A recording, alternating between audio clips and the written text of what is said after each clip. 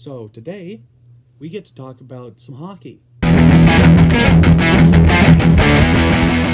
The Edmonton Oilers have released their 2019 rookie camp roster.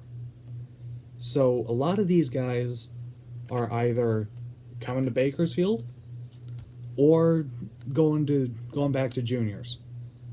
There are a couple guys who were camp invites, who I don't really see coming to Bakersfield or getting signed whatsoever.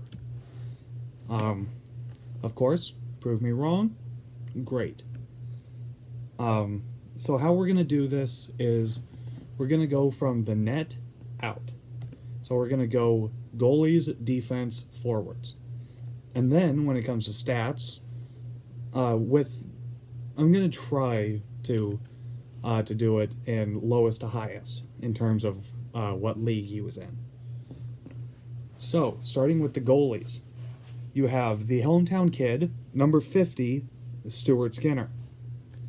Now Stewie did okay. Most of his year was spent in Wichita, where he did. He was passable as a starter. In 41 games, he was a 3.16 goals against, with a 903 save percentage. It's okay. Obviously, it's better than I could do. So don't take that as this guy sucks as a goalie. It's kind of what you expect from a starter in any league.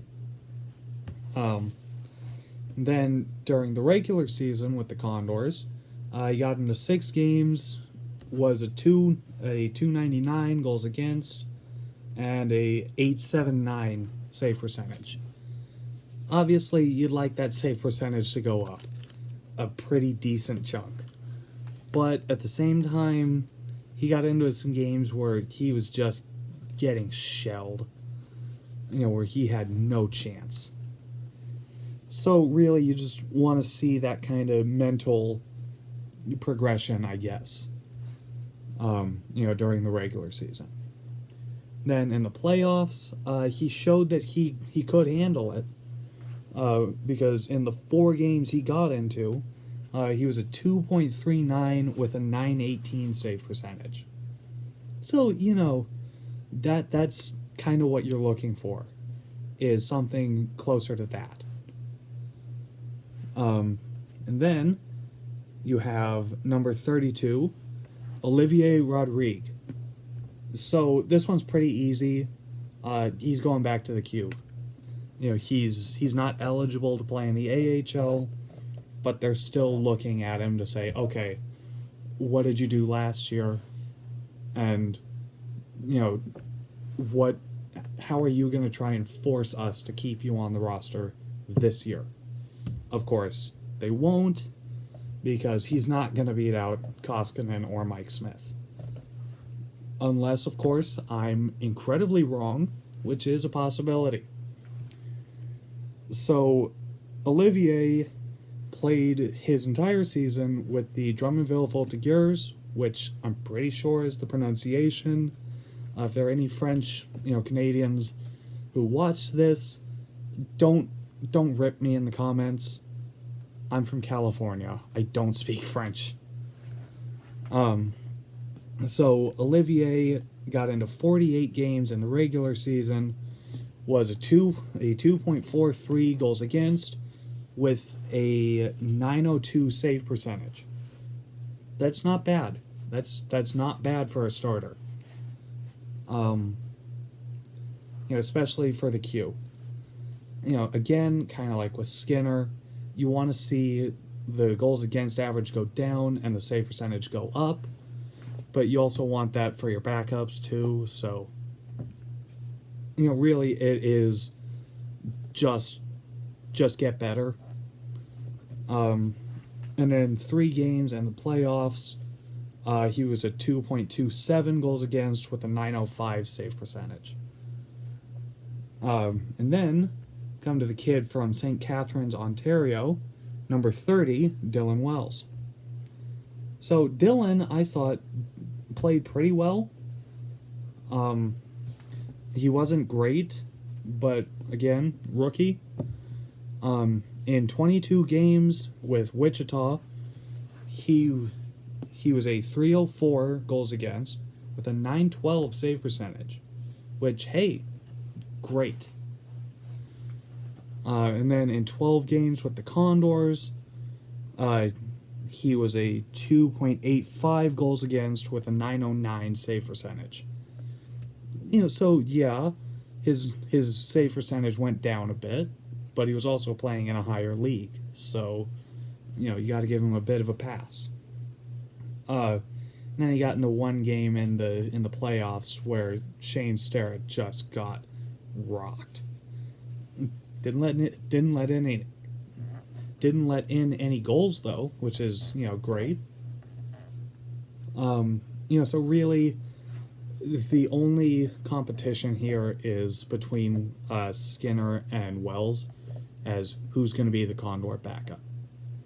Because I think anyone who watched the Condors last year has kind of figured that Starrett's going to be the starter, and then hopefully we don't do a goalie by committee for the backup.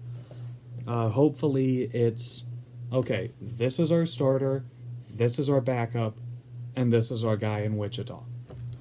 But that one's up to Jay Woodcroft, not me. And then Olivier, like I said, he's going back to juniors. So now we move out a position to our defenseman. Now I'm not gonna do this like, oh, this guy is I'm not gonna try and rank it lefty to righty. I'm just gonna go through it alphabetically. We have our first camp invite. This one being left-handed defenseman Jackson Bellamy, number 80. Now, Jackson, it seems, is a defensive defenseman. I don't really know this guy. He played for Sherbrooke this past year.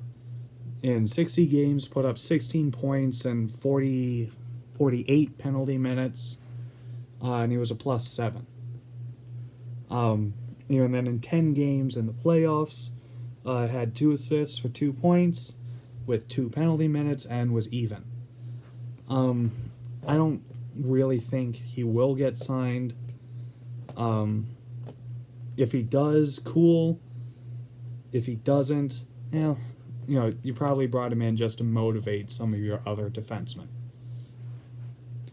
And then you come to number 75, Evan Bouchard. Now, obviously, we know a little bit about Evan. He's right-handed. He already looks like a dad, somehow, even though he's younger than me. He's got a great shot. His defensive game could use a little bit of work, but that's also why he's probably going to play in the AHL next year. So Evan played in a lot of places last year. So he played for Canada in the under 20 in the World Juniors, and we all kind of know what happened there. He wasn't that good, which surprised some people. So then he went to Edmonton, not doing this in chronological order. He then played 45 games with the London Knights of the OHL and did pretty well for himself for a defenseman. 16 goals, 37 assists for 53 points. Had 40 penalty minutes and was a +28. So obviously did pretty well for himself. And then in 11 games, the list has his stats a little weird, so I'll double check, and then future me will edit in how many he actually had. So the list has him as getting 4 goals and 1 assist. The list says he has 21 points somehow, so that'll that'll be fixed. And then he got 6 penalty minutes, and he was a +4. So again, just keep putting up points and getting good plus minus. And then he came to Bakersfield in the playoffs, and he was a point per game. He had 3 goals and 5 assists. He had 6 penalty minutes, and he was a +3. So this is where I kind of noticed a couple things about Evan. One, even in really limited ice time, he's really good offensively. Obviously, the scouts talked about it at the draft, and we all kind of knew that he was going to be really good offense.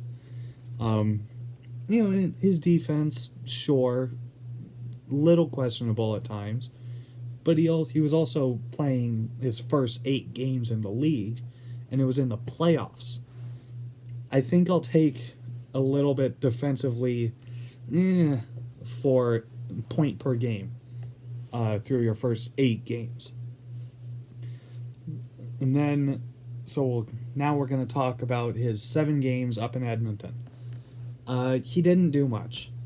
He got a goal, didn't get any assists, he had 2 penalty minutes, and was a -5. Now, I'm not going to hold the -5 against him because he played with the Oilers last year. It's not... That's not fair, to hold that against him. I really see Evan as, the top pairing guy in Bakersfield, probably playing with either Keegan Lowe or one of the other guys that I'm going to talk about. And you come to a kid from North Vancouver. I believe he played with the Oil Kings. Yeah. Number 81, Ethan Cap. Now, again, I don't know that much about him, so I'm kind of using my vague hockey sense here. He's left-handed, and he looks like he's decent offensively. In 67 games, he put up 26 points, with that breakdown being 5 goals and 21 assists. He had 52 penalty minutes, which is concerning. And then he was +22. Now, I said that I doubted any of the camp invites would be signed. I don't think I'd mind if he got signed to an AHL deal. If for nothing else than to stack up Wichita, I would take being half a point per game-ish for a defenseman. Or you sign him to a PTO. If you're the Condors and you need another guy. Because who knows? Maybe he gets into some games and puts up 7 points in 2 games. You don't know. And now, you get to my favorite player from the Condors blue line last year. Number 90, from Seminole, Florida, Logan Day. Now, Logan is right-handed, surprisingly big. He's 6'1", 210, which I didn't realize that. This guy, in terms of offense, was the Condors' best defenseman. Bar none. Yeah, over Caleb Jones and Ethan Bear. And, really Will Lagesson, which that one surprised me when he started putting up points. But, yeah, Logan played almost every game last year. He put up 34 points, with that breakdown being 7 goals and 27 assists. And he was he had 14 penalty minutes, and he was a +14. And then in the playoffs, it kind of fell apart for him. He got into 9 games with 1 goal, no assists, 2 penalty minutes, and a -4. Really, you do want to see this kid just keep putting up points, get better defensively. He'll probably be second or third pair